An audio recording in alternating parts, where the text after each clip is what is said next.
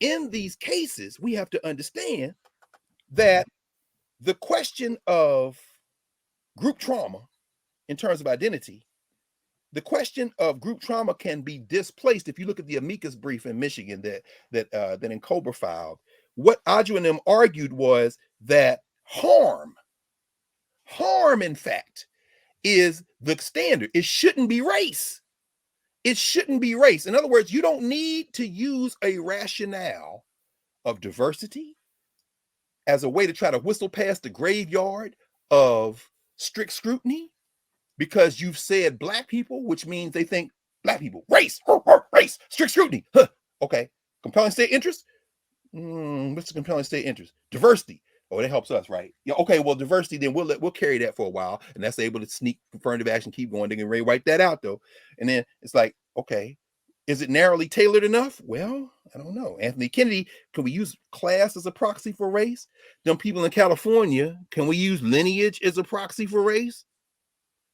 Y'all understand you said lineage, but they're gonna say race, right? It's still gonna be strict scrutiny. Y'all got some lawyers on here. In fact, y'all had the dean of Berkeley Law School told y'all that. But anyway, neither here nor there.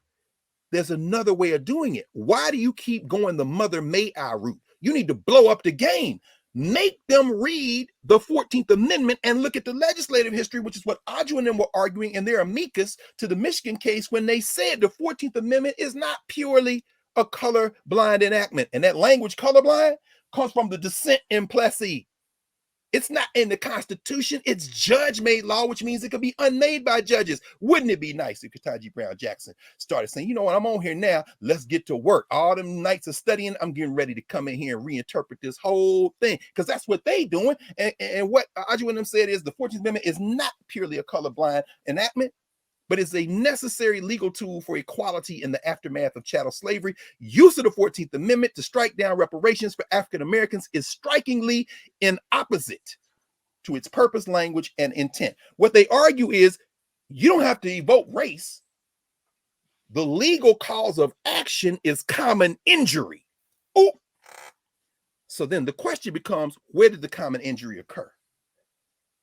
It occurred in the United States. So no. Oh, so these people were born, wait. So they kidnapped them from Nevada and took them to, no. They were taken from Africa. Oh, yeah. And there is over a century of black people meeting, trying to do two things.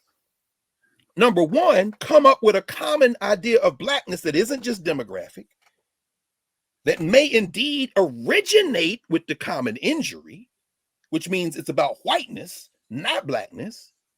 And then we have to work out whether or not that's enough to spark creating something, as Ngugi wa Thiong'o would say, torn and new.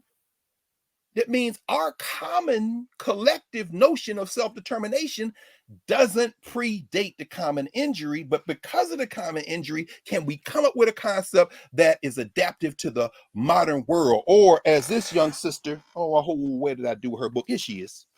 Adam Getachew, I've showed y'all this book before, World Making After Empire, The Rise and Fall of Self-Determination. Very interesting text. Because what she's arguing is, after the 1940s, after World War II, you have these former colonies who are now trying to imagine what a world would look like where the nation state isn't at the center of the organizational logic.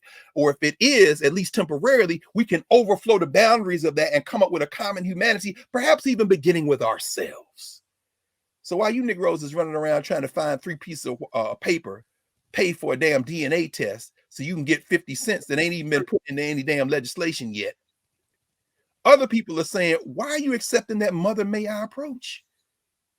Why are you playing by rules that were set up for you never to win? A cop shoots you in the face. They don't care whether you're from Guinea or Georgia. They don't care whether you're from Ghana or South LA. They don't care whether you're from Minneapolis and you see they let Brother Locke's killers go again, Amir Locke the Hunters, and a black dude did that because he played by the rules. Keith Ellison doing the best he can. But in that framework, he's saying we can't convict these cops. Yeah, because the rules are set up for them to hunt. They're paddle rollers. It's their job to kill you. The only way they get punished for killing you is when they do the shit that's so egregious. What you mean, like kicking in somebody's door? No, they did that to Amir Locke. Well, you mean like going in the middle of the night and blowing up? No, they did that to Breonna Taylor. Oh, you mean like leaning on somebody's neck for damn near 10 minutes and we all got cell phones of it and uploaded it before they could get the cameras with? Yeah, that might work. We'll hold our breath, though. We'll hold our breath. Okay, well, what about this white girl? Is it, yeah, no, but the judge gonna let her go.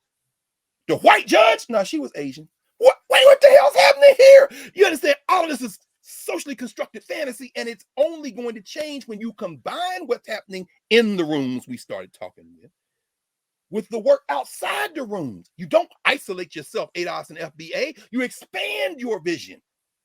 And this is why common harm can be used as a rationale within the context of that flawed 18th century document, evading race, at least for the time being, because you shouldn't have to evade it because they made up strict scrutiny too.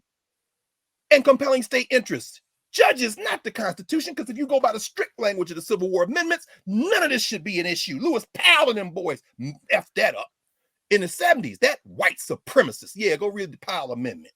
You want to know about Lewis F. Powell and his junior proteges, including Sandra Day O'Connor, who still walks the earth, if I'm not mistaken, who then, in the wake of the Michigan cases, Grutter and them said, Grutter and Graduate says, you know, maybe we need affirmative action for another 25 years. Well, guess what? They didn't even make it 25 years. They already cut the whole head off of that. And Ketanji, Justice Ralph Jackson, please reconsider recusing. I know that's a fantasy, but wouldn't it be nice?